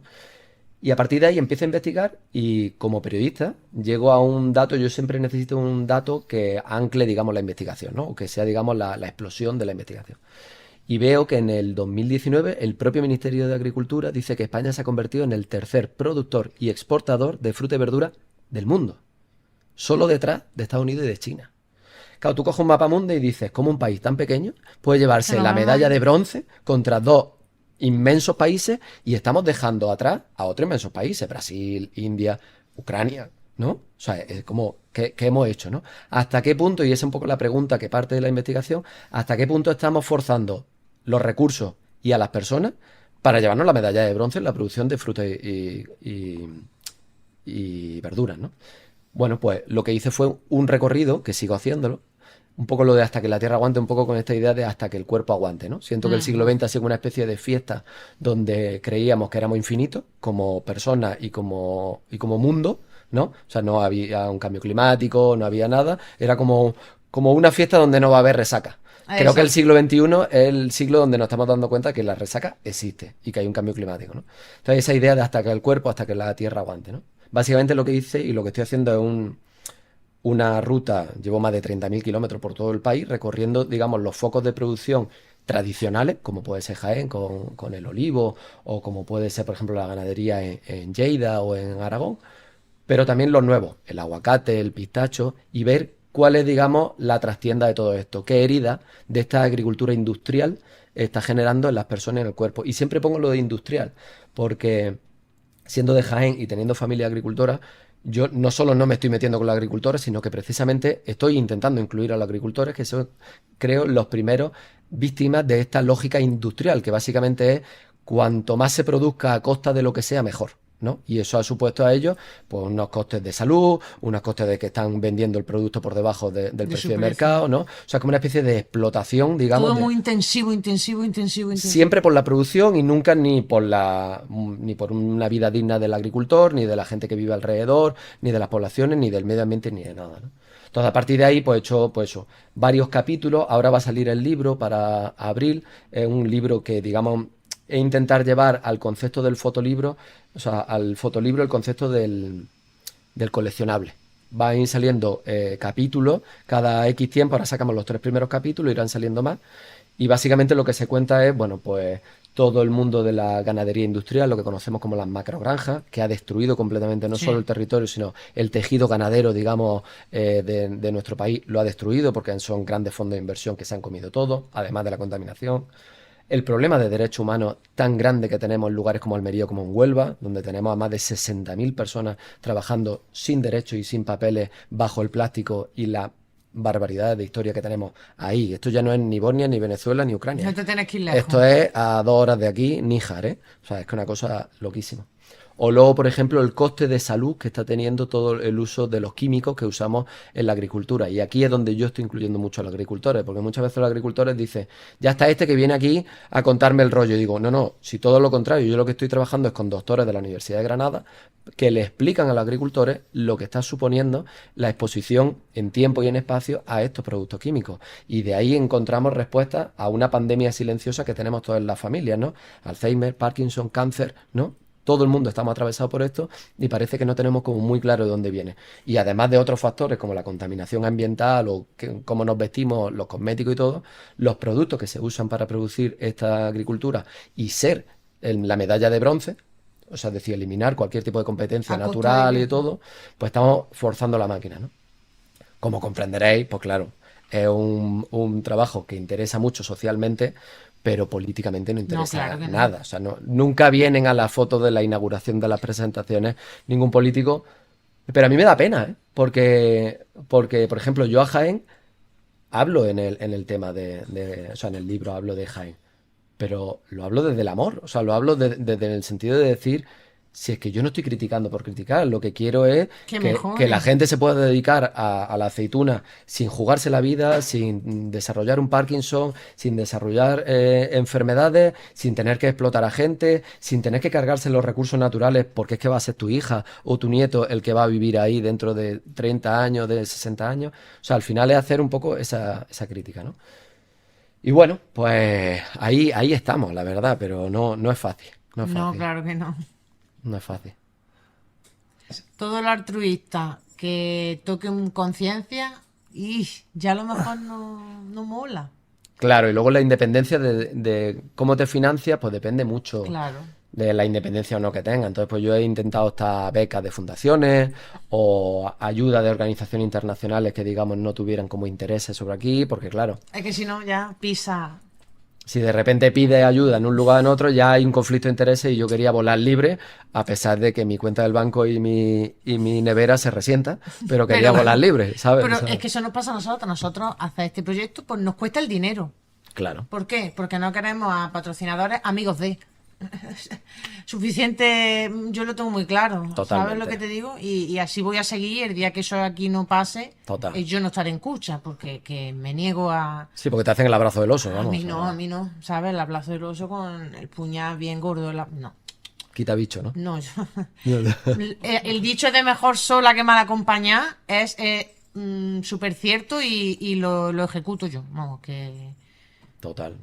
que Yo creo que el potencial un poco del boom del podcast y todo eso es precisamente poder construir, ¿no? Vías de comunicación independiente en el sentido estricto, ¿no? Decir, hostia, que nadie me está supervisando. A mí no. O diciendo, oye, que es que si toca este tema, te quito el sponsor, ¿no? Es que, Oh. bueno, hace. Y se han ofrecido, pero bueno. Sí, se han como por ofrecido, suerte pero- tenemos otras vías de trabajo Claro. y tal, dice, Y además que mi libertad no vale. podemos preguntar lo que queramos y la gente que se siente aquí podéis decir lo que os dé la gana. Es Claro. libre. Y yo creo que eso es lo bonito. Qué guay. Santi, ocurre una cosa, que he apuntado más cosas de las que teníamos de tiempo. Entonces tenemos que pasar al último bloque que es más personal. Venga, Paz. Pero, joder, está siendo un podcast súper Pues intenso. Santi va a ser en el próximo Los de los que- temporada, en la próxima temporada va a volver. Bueno, yo encantado, ¿verdad? Pero Mi madre vive ahí abajo, o sea que... Teníamos, Mira qué bien. o sea, teníamos apuntar más cosas, pero, joder, es que la verdad Y es que tantas. Yo no he visto tantas muchas hemos ido preguntas. rascando sobre las propias respuestas y eso siempre es buen sinónimo, ¿no? Cuando Además, salen, te he salen visto- preguntas que no estaban... Lo he visto Claro. más motivado que de costumbre, Torino. Muy bien, sí, sí. No digas sí. eso mucho, luego lo escucha otro invitado y dices, conmigo no se motiva". Que conmigo no estaba motivado. Vamos a ver. Vamos a- Sí, la gente que a mí que me gusta que hable. Yo soy así, a mí se me notan esas cosas muy rápido. La gente que habla con su propia voz, pues a mí me cautiva. Claro, sí, Porque es así, ¿me entiendes? claro. Sí, sí, sí, es así. Es así. Sí, que todos tenemos que comer, todo, si está todo eso muy bien. Yo no pago esto porque me lo regala nadie. Hombre, tú verás. Pero mis principios son mis principios. Mandas tú. Y cuando alguien veo que los tiene, pues para mí no tengo nada que objetar, ¿sabes? Entonces, Bueno, bien, me alegro, me alegro. enhorabuena, Santi.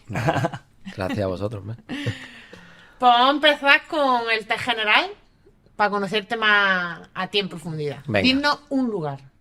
Un lugar. La chimba.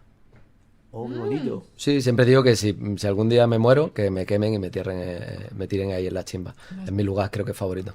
Que tus restos tengan buenas vistas con todo el valle, ¿no? Exactamente, sí, que se vuele por el valle, ¿sabes? Exactamente, sí, Yo también sí. soy de que me vuelen por ahí. Me encanta, me encanta. La chimba es como mi lugar donde cuando necesito un momento de paz, o me voy o me imagino estando allí.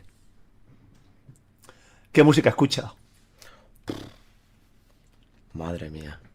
Pues no lo sé, porque mira, esto que hace el Spotify el resumen de la música que he escuchado, digo, hostia, vaya pelmazo de tío soy. O sea, y porque como yo trabajo mucho en el ordenador, editando fotos, vídeos, lo que sea, me pongo mucho música clásica, pero no tanto porque me guste, sino porque me relaja. Entonces, claro, el 80% de lo que he escuchado es música clásica.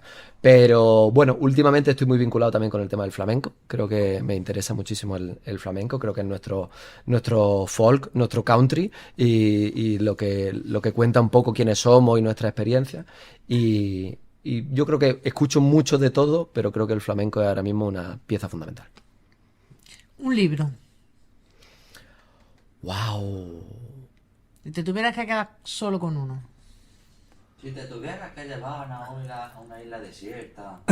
Sí, si tuvieras que quedarte con un libro el resto de tu vida. Un libro, ¿eh? Uf. Interesante, ¿eh? Pues mira, sé que está manido y lo hemos hablado antes, pero lo voy a decir. O sea, creo que La península de las casas vacías de David Uclés, a mí creo que en esta idea de devolvernos la autoestima con una manera original, yo le estoy muy agradecido a David, además de porque hizo el prólogo de Punto Ciego, el prólogo de mi libro lo ha hecho David, pero estoy muy agradecido por este ejercicio que ha hecho, ¿no? De poner ya no solo Quesada, sino la provincia de Jaén en el mapa y de poner en lugar, digamos, que merecen nuestras expresiones, nuestros recuerdos y todo. Me quedo con ese libro. ¿Una película? Una película. Mira, El Triángulo de la Tristeza. Os la recomiendo. Pues no la Creo que es conozco. una película que habla muy bien de, bueno, del clasismo que vive en este país, digamos, de los privilegios que tienen uno y de que tienen otro. Apunta, apunta. El Muchas Triángulo de veces la apunto Tristeza. recomendaciones. No me pregunte el director porque para eso soy horrible, pero El Triángulo de la Tristeza creo que es una gran película. ¿Tu comida preferida? Mi comida favorita, ¿eh? Yo creo que el cocido de mi madre. Sí, mi madre siempre que vengo a Jaén me dice, ¿qué quieres para comer? Y Cocido. digo, un cocido bueno tuyo. Sí, sí, sí. El cocido de mi madre, sin Siempre los duda. platos de cuchara. Y cuando Totalmente. vienen de la familia, eso son... Totalmente, pero aunque haga 40 grados, te lo digo, para eso está el aire acondicionado, ¿eh? Ya sudo luego. Ya sudaré, ¿sabes? Es muy típico eso de, no, ahora con la calor no pega el cocido, no pega, dices, como que no. Yo, vamos, Sí que pega, sí. totalmente, vamos, y venga ahí que arda, ¿sabes? Me encanta. Un personaje que puede ser real, de ficción, puede ser de cercanía, puede ser famoso. Un personaje... Mm. Pues mira, hay una fotógrafa que yo, una vez más, gracias a mi pareja Alba, la he descubierto y que me parece muy inspiradora, que se llama Katy Horna. Era una fotógrafa extranjera que pasó tiempo aquí cuando la guerra y se llama Horna porque estaba casado con uno de Jaén que se apellidaba Horna, y fue una mujer que, bueno, que hizo muchísimas cosas en su vida, pero que una de las cosas fue contar la retaguardia de la guerra en esa cotidianidad que nunca sale, ¿no? Pues las mujeres tejiendo o la gente intentando mantener la agricultura mientras la guerra. Me parece que fue como la cara B de lo que no se contó y creo que tenía una sensibilidad maravillosa y creo que Katy Horna es un personaje que no se conoce mucho, pero que a mí me fascina y que además tiene una vinculación con Jaén. Si no fuese fotoperiodista, ¿qué sería? O carpintero o agricultor. Lo tengo clarísimo. Lo tengo clarísimo. Y de hecho siempre pienso, ahora que vivo en Sevilla y hay un FP superior de carpintería, y digo, hostia, a mí si esto algún día no me sale bien, de número, yo me hago lo de carpintería. Me gusta lo de trabajar con las manos, me gusta... De hecho, a veces lo echo de menos en la fotografía, porque aunque hay que estar en el sitio, pero a veces lo de trabajar con las manos, me falta un poco. Esa artesanía. Total. Y además yo vivo en el campo y tengo huerto y cosas así y me Oh. gusta y yo digo, hostia, y me frustro siempre porque me encantaría tener más tiempo para poder dedicarme a eso. Entonces creo que sería agricultor o carpintero. Me costaría, ¿eh? O sea, lo estoy romantizando. Si soy sincero, estaría mirando el periódico cada 30 minutos y el email. Pero creo que haría el ejercicio de ser eso. De intentar, ¿verdad? Sí, sí, sí. ¿A qué seguro no te podrías dedicar? Aquí siempre, muchas veces cuando digo, están las cosas a lo mejor rollo ética o morales, o rollo decir, oye, mira, yo no podría ser cirujano porque me mareo con la sangre, ¿no? O rollo stop de la mente, ¿no? Sí. Pues por alguna de las dos razones a que no podría dedicarte. Pues interesante, porque claro, más allá de cuestiones éticas, donde creo que yo no podría ser, yo qué sé, pues no podría ser quizá un policía antidisturbios, ¿sabes? No me costaría mucho, o ser un soldado que va a la guerra, no lo sería nunca, pero pues fíjate, y esto es parte de la hipocresía la que tenemos en este país, pero yo estaba en Matadero con este trabajo y a mí me costaría mogollón ser matarife, estar ahí en el matadero y como carne, ¿eh? O sea que digo, formo parte de esa hipocresía de que si no lo veo parece que no lo siento, pero me parece, digo, no lo podría ser desde el absoluto respeto a ese trabajo como Sí, cualquier sí. otro, Tiene que pero existir. yo, jodido eso, ¿eh? Sí, tiene que ser duro. Yo, bueno, como carne también, entiendo que, joder, pues al final llevamos siglos comiendo carne, ¿no?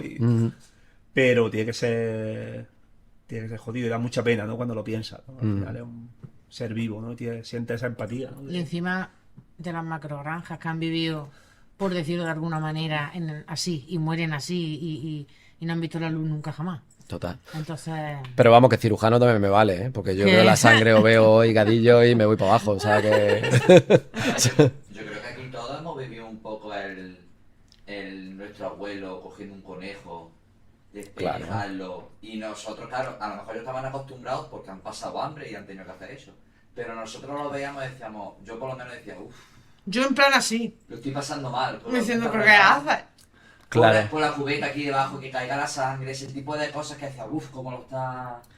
Y a lo mejor eso nos genera una marca de a lo mejor, como no tenemos que sobrevivir, no tenemos por qué sufrir ese trance, ¿no? De ver morir a un ser vivo. Totalmente. De hecho, yo creo que de eso se basa la industria de la alimentación, de que como no nos cuentan de dónde vienen las cosas, pues es mucho más fácil. Para Claro, nosotros el pollo es una cosa que viene envasada en una bandeja en el supermercado, no es un animal que hay que cortarle el pescuezo, ¿no?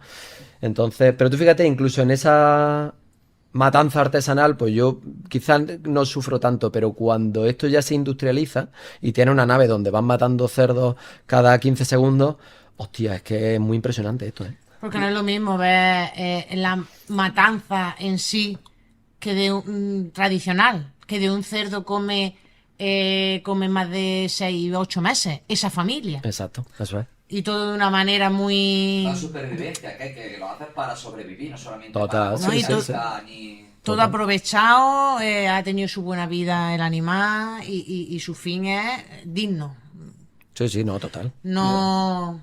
Yo tengo un amigo que le encanta la carne, decía, joder, dice, yo es que, si de verdad, dice, hubiera granja, dice que los animales que se mueren de viejos son lo que se... Lo que se mueran solos, ¿no? Dice una granja, dice, mira, esta vaca ya ha llegado a su vida y se ha muerto, vamos a... Ahora, Total, Dice, total. ojalá pudiera ser así, ¿sabes? Total. Que- Pero tú fíjate, la suerte que tenemos, por ejemplo, en zonas de sierra, como puede ser Jaén, joder, cuando analizas lo de la huella ecológica y todo esto, ¿no? Hay mucha gente que dice, yo no como carne porque contamina mucho, pero entonces estoy comiendo soja de Argentina o piña de Costa Rica. Yo creo que ahora mismo, si comes carne, no hay nada más ecológico, sostenible y todo, que por ejemplo comer cordero. que el tapontón y comete un corderito... Pues sí, El sí. cordero que se hace en una ganadería extensiva, que además sirve de cortafuego, que mantiene vivos los bosques y las zonas, que creo que tiene una calidad de vida del carajo, que es una carne saludable, no sé. Que están que- libres. Creo que es una oportunidad, digamos, para decir, a lo mejor no hay que comer carne todos los días, hay que comer carne una vez por semana, no lo sé, tendremos que reflexionar, pero aquí tenemos una opción, como puede ser el cordero, ¿no? Coño, de Sostenible cercanía. totalmente. Claro, total. Sí, lo que es la marca ecológico se ha convertido en una tapadera un poco hipócrita. Porque creo que más que ecológico tendríamos que apostar por productos de temporada y cercanía. Eso sí que es lógico. Ese es otro tema. Claro, sí, cuando te venden el Corte Inglés, aguacate ecológico de Perú. Bueno, el próximo día que venga... Dice el avión va con... Después va a estar tú solo y va a ocupar... y el avión va con vapor de agua, ¿no? Totalmente, totalmente. Es que el rollo ecológico... Y vete a saber en qué condiciones lo cogerán, ¿no? Pero ya lo de ecológico, nada más que el sistema de transporte dice... Ecológico hoy significa que no pasa, cuando le hacen un análisis en el laboratorio, no pasa de X tasas de productos químicos. Ya está. Si detrás se ha robado el agua, se ha explotado a mujeres sin Eso sin no salario, pasa. si viene de la otra parte del mundo, si eso da igual. Es simplemente que si yo le hago un análisis, no me pasa de esto de aquí. Ya está. Está claro, yo creo que hay que darle una vuelta al tema ecológico porque lo que tú dices, un kiwi de Nueva Zelanda ecológico, pues, hombre, No lo sabemos. de la antípoda, bueno, ya solo traerlo hasta aquí, yo qué sé, ¿sabes? Qué ecológico, Muy claro. ecológico no es, ¿no? Exactamente. Pues tenemos, Santi, dos preguntas, que son las dos preguntas finales del test de generismo. Pero la primera es jodida, porque esta sí es de A o B. Venga, perfecto. Y si falla, te damos una copia, pero no se puede publicar el podcast. Lo puedes ver tú. Vale. En tu casa, con tu familia, tus amigos. Lo pones en privado con contraseña y Claro, y sí, ya lo sí. vemos, vale. Te damos un DVD o un Blu-ray, lo que tú quieras, ya depende de la calidad de... Mini D, soy más de Mini D, sí. A Rubén le has tocado ahora mismo. No lo ves, pero está llorando. No lo ves, pero está llorando. El mini D era, en los 2000 era, o sea, los que apostamos por el mini D éramos 4 frikis que decíamos esto va a ser el futuro. Totalmente. No fomos una hostia, pero vamos. Y además nos sentíamos, yo qué sé, en Matrix, ¿no? Porque sí, era sí, como... sí, esto sea audio de calidad. Hombre, ¿cómo sonaba eso? Y como podía reescribir, yo me acuerdo que, joder, con el grupo que tenía grabábamos en mini D y decíamos qué bueno éramos y grabábamos, sobregrabábamos y lo Si echábamos. está los grabado en CDs. Mini D, es que erais buenos, seguro. Sí, sí, O sea, decíamos, oh, qué bien, y eso, menos más que los CDs los tengo por ahí no muy digitalizados, porque vaya tela, como tocamos con Como 15 salgan años. a la luz. Joder, pues si me voy a llevar un Mini D fallando, voy a fallar. O sea... A los conciertos aquí en Jaén se grababan mini D, ¿no? Cuando te lo sacaban Sí, de la claro. mesa, eran Claro, mini D. claro. Madre mía. Cuéntame. Bueno, ¿qué se dice? ¿Oliva o aceituna? Aceituna. O sea, pero vamos. Yo qué sé, yo, a mí cuando me dicen oliva, digo, la oliva es el lugar donde te iba a dar besillos con tu novia o echarte el primer cigarro, ¿sabes? O sea, lo que te comen son las aceitunas, punto. O sea, ¡Qué bueno! Sí, sí, Eso era sí. así, eso era así. ¿Y tu expresión favorita de Jaén? Májare. Te lo digo, me encanta el májare. Aparte me parece que es una palabra que hay que poner, májare, que viene además del pueblo gitano, ¿no? Que es como el ondivé, ¿no? Que es como esa expresión de májare. A mí es que me encanta, me parece que me define muy bien y no sé, es como nuestra expresión de májare, ¿no? Y yo creo que muchas veces se le ha echado como, a veces como que no está bien visto, ¿no? Como que es demasiado Sí. popular el májare. Y joder, pues a mí me encanta, a mí es que me parece que Es me muy llena, profunda, ¿eh? me encanta el májare, ¿sabes? Como me parece, y una vez más, creo que tiene muchas raíces de, por ejemplo, del pueblo gitano, jiennense, y a mí me encanta el májare. Otro camisetón, ¿eh? Te diré. O sea. Con Maduro no tienes con Májare, ¿no? No tengo, pero me encantaría. ¿eh? Tienes eso- Exacto. El otro día me acordé de una expresión, lo que pasa es que esta expresión un poco ya, un poco mañeja. Cuando la gente se salía a echar un cigarro fuera, decía, va a un piti, va a un piti. Machumpiti, Pero ¿eh? juntos, va a chupiti. Vaya, Es verdad. Machumpiti, ¿eh? Yo que ya me Sí, quité sí, fumar sí. hace años, pero verdad, la expresión piti no sé si la gente que fuma la sigue usando, pero... Yo no lo sé, pero. No tengo ni idea. Como ahora fuman vape, pues fuman un pendrive, ¿no? De eso Yo que creo se carga. el mundo moderno me pilla contramano según para qué cosa. Sí, sí, no lo sé. Ahora cargan los vapes con un USB. Yo digo, hostia, ahí ya, Ya sé que no sé. no sé qué estáis fumando, ¿sabes? O sea, Va a un vape, que se puede decir. me ha hecho un vape. Pues, camisetón, ¿eh? Otro. Me ha hecho un vape ahí. Ay, que me veo. Pues, Santi, tío, Qué muchísimas gracias. Se nos ha quedado cortísimo. Nada, gracias a vosotros. Y lo mismo que has iniciado tú, tienes tu claqueta para cerrar. Y Despídete como quieras. agradecerte todo lo que hemos aprendido contigo hoy. Y tienes que volver. Pues eso cuando queráis, En la ya os digo, y me siguiente pilla al lado. O sea, que es que. Voy a ser el pesado y que os voy a llamar al corterillo. Sí. ¿Qué hacéis? ¿Te baja? Nada, que ha sido un placer estar aquí con estos amigos y amigas que hacen un trabajo maravilloso y que viva esta tierra y viva Jaén.